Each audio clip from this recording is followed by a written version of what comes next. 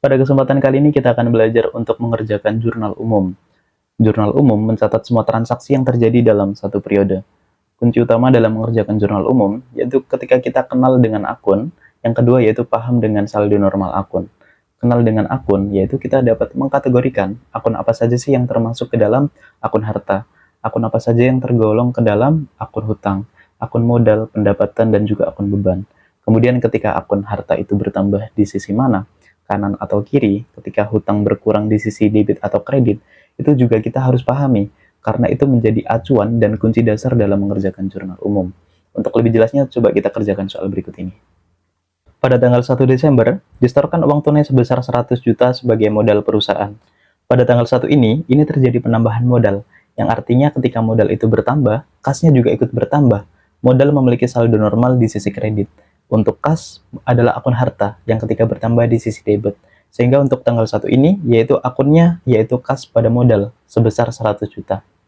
Tanggal 2, dibeli tinta dan kertas dengan harga 5.800.000 secara kredit.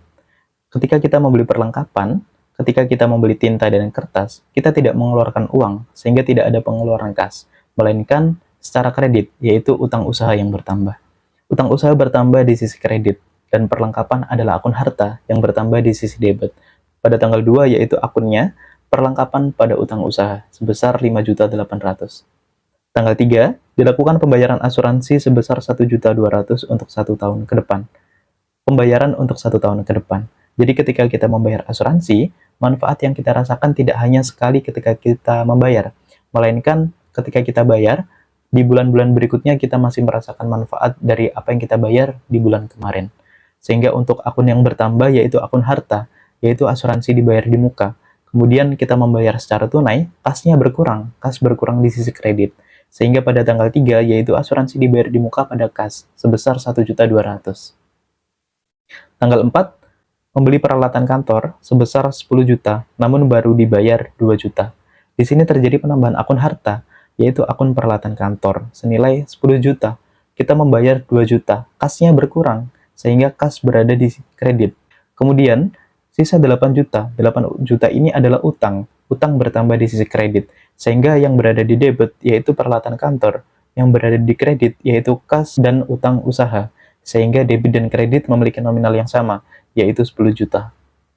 Pada tanggal 8, menerima pendapatan atas pekerjaan yang telah diselesaikan sebesar 7 juta. Pada tanggal 8 ini adalah penambahan kas dari pendapatan. Pendapatan bertambah di sisi kredit, kas bertambah di sisi debit. Sehingga untuk akunnya, yaitu kas pada pendapatan desa, sebesar 7 juta. Pada tanggal 18 Desember telah diselesaikan pekerjaan kepada pelanggan sebesar 5 juta, namun baru diterima 4 juta sisanya di kemudian hari. Pada tanggal 18 ini, harusnya kita menerima pendapatan 5 juta, namun baru kita terima 4 juta, sisa 1 juta. Nah, 1 juta ini kita sebut sebagai piutang, karena harus kita terima di kemudian hari. Sehingga untuk kasnya bertambah di sisi debit dari nominal 4 juta. Piutangnya bertambah. Piutang adalah akun harta yang ketika bertambah di debit, sehingga yang ada di debit yaitu kas dan piutang. Kemudian pendapatan jasanya tetap kita akui 5 juta, sehingga kas dan kredit nominalnya sama, yaitu 5 juta. Pada tanggal 20 Desember, diambil uang sebanyak 2 juta untuk kepentingan pribadi pemilik usaha. Pengambilan uang untuk kepentingan pribadi tergolong ke dalam akun prive. Akun prive adalah akun modal. Akun modal ketika berkurang berada di sisi debit. Kemudian kasnya berkurang karena diambil sebesar 2 juta. Sehingga akunnya yaitu prive pada kas. Pada tanggal 24 Desember dibayarkan biaya listrik sebesar 1 juta.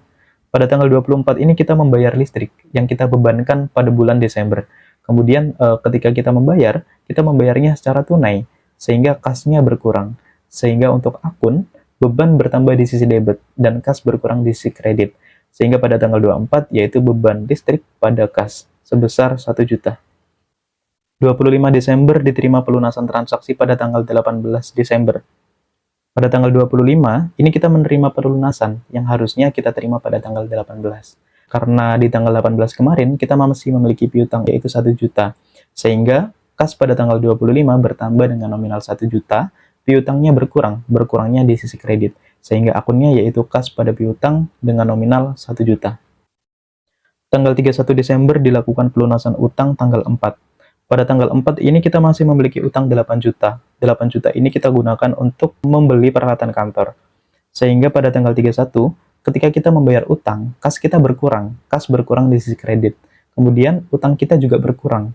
Utang yang ketika bertambah di kredit, maka berkurangnya berada di debit. Sehingga akun pada tanggal 31 ini yaitu akun utang pada akun kas dengan nominal 8 juta.